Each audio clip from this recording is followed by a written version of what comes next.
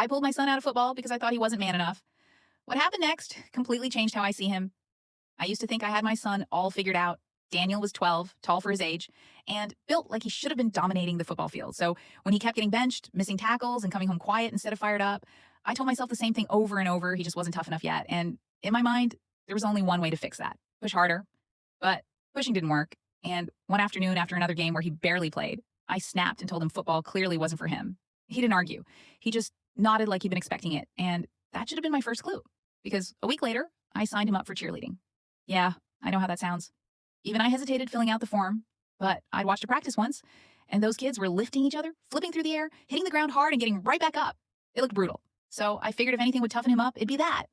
And Daniel didn't complain. Again, just a quiet nod.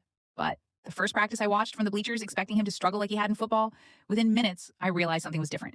He wasn't hesitating. He wasn't second-guessing himself. He was moving fast, sharp, focused. And when they practiced stunts, he volunteered to be a base, holding another kid above his head like it was nothing. And when they ran routines, he actually smiled. Smiled, and I just sat there confused because this wasn't the same kid who dragged his feet onto the football field. Follow for part 2.